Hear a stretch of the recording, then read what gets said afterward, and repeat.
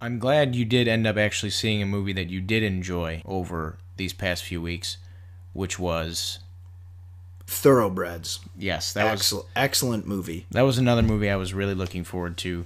Of course, that was with Olivia Cooke and Anya Taylor-Joy. Yeah, that's correct. So what, I guess, overall, how did you feel about it? I really like this because this was unique in that it was a very psychological sort of horror-ish thriller. In that a lot of what made it scary was the dialogue. Yeah. The dialogue was just so gripping and intense.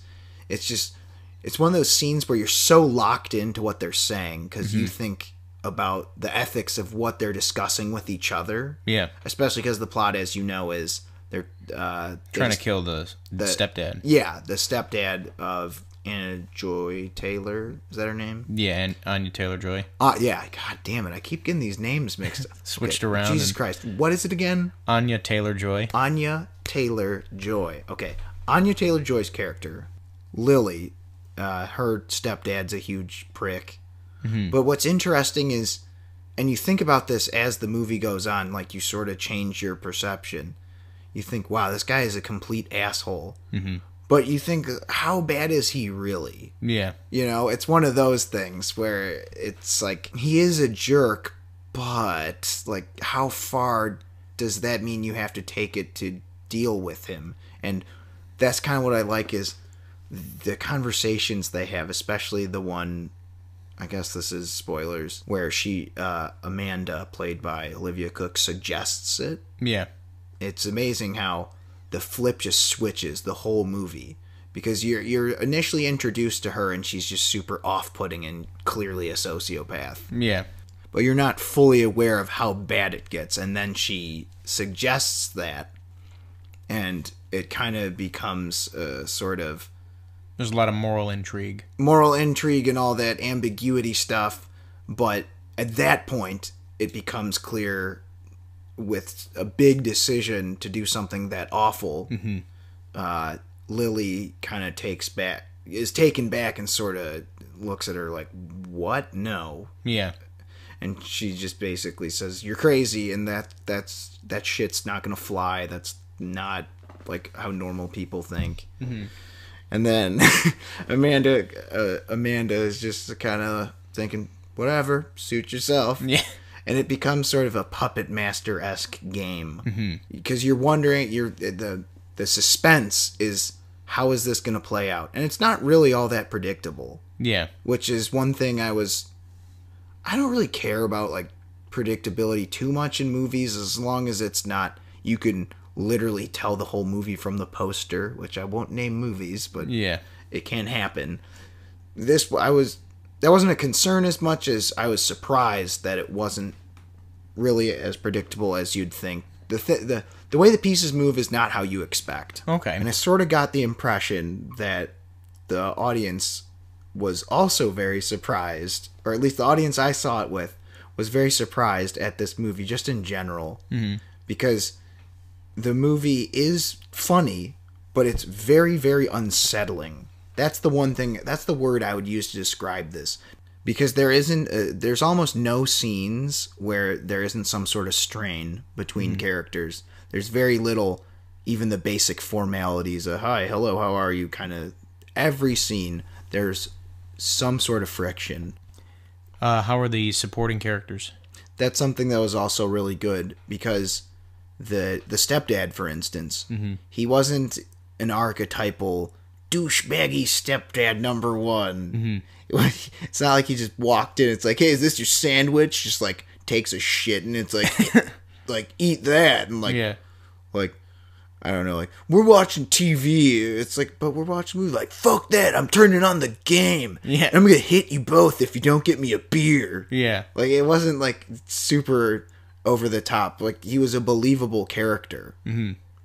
And the late Anton Yelchin, Yeah. he was really good in this. Yeah, it sucks. And his part was small, but he played it. I don't know what else to say. Like he played it well. Yeah. I think though it's hard to talk about the side characters just because the main two were so good, especially Olivia Cooke. Some people have been calling this kind of a revisionist, like modern film noir. What do you think about that? In a lot of ways, yeah, because what's her name?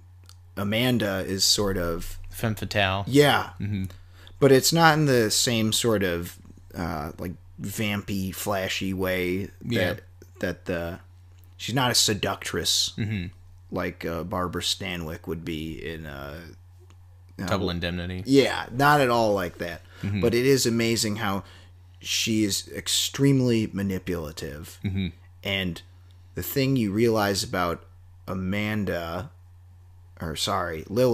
is that you can kind of tell she teeters on the edge of a lot of the same mental problems that Amanda has. But it's just all it takes is a push sometimes. Yeah.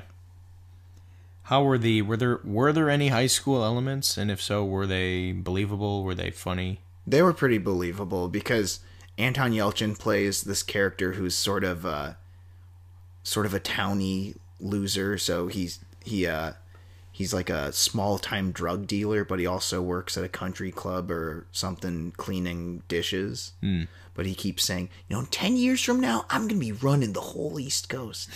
And you sit there thinking about the character, wow, what a loser. But it's not in a way that makes you think no one's like that. Like it's unrealistic that he's thinking that way. You think, yeah, it's unrealistic, but you've always met people who have these big plans or whatever, or just his delusion seemed real. Yeah. How does this movie stack up against other dark comedies? I guess the comparison I made, and I haven't seen the movie, but like a movie like Fight Club.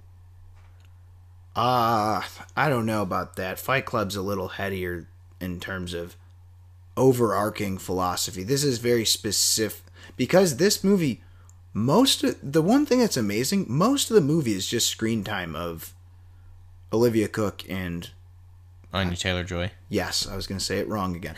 Anya Taylor-Joy and Olivia Cook are just on screen together for most of the movie. And it's a very small cast. There's a couple scenes, like there's a house party where you meet Anton Yelchin and all these high school kids are like, "You're a creep. We heard about you." Yeah. But it's done in a funny way. And I think the main point I'm trying to make, though, about circling back to comparison to Fight Club is that I'll say it's like Fight Club in that a lot of the humor is sort of shocking. And again, unsettling would be the word of the day for this movie. But Fight Club was about, I would say, more broad stroke themes, and this is specifically about morality of individuals. And there are other themes tied into it, such as wealth and social interaction, mental health, and all those kinds of things. But at the end of the day, I would say it's more focused directly on the question at hand, which is they want to kill the stepdad.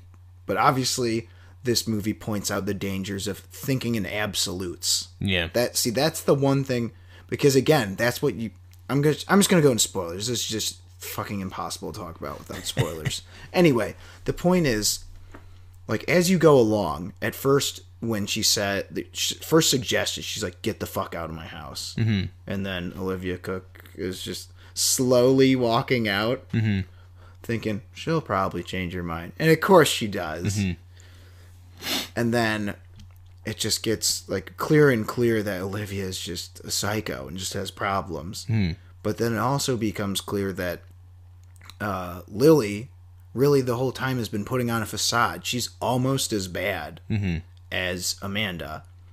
And she seems like the kind of person, surrounded by the right people, she would never become anything like Amanda. But as long as Amanda's around to sort of manipulate her, it becomes clear that she can unlock something bad in Lily. And then eventually they agree to do it. But she said, Olivia's so calculating. It's in the way she talks about it, so creepy. She acts like she's talking about building a fence. Oh, well, we wouldn't do it. We just hire someone else and have airtight alibis and be far away. It's just all this funny shit. So they hire Anton Yelchin to do it, but it doesn't work out. And then eventually, the last scene is gut-wrenching. Really? Well, I don't want... You haven't seen it, though, No. so I won't give away the ending. I couldn't talk about certain scenes without bringing certain specifics up. But yeah, Right. it's an amazing work on the human psyche, if you will. Yeah. I'm glad one of us saw a movie that was pretty decent this week. Well, that's the thing, is I was not satisfied with what I saw in Gringo, so I'm like, I gotta see another movie. So I saw this. I saw something else that weekend. I can't remember. Oh, no. I saw Tomb Raider? No, I saw Strangers, and then I saw Gringo, and then this. Okay. I also saw Tomb Raider. It was all right. More on that next week, possibly. Yes. But I would say the only small complaint I had about this movie, it's very minuscule, is there certain shots that sort of lingered for too long. Mm-hmm. And I get that you want to, I guess, express a mood or something, or there's something about the scenery in which the action's taking place that you want to represent or whatever. But there's just certain times where it's like, this is 30 seconds of almost nothing happening. There's no need for this to be this long. And of course, there was only like 2 or 3 shots like that. And some scenes actually utilize it very well. But I can't say too much about that because that's a big spoiler territory. Because the things that I've told you about, they're not really... It's not like a bombshell and I've ruined the movie for you. But yeah. That's good. I'm glad, you enjoyed it. What would you end up giving it?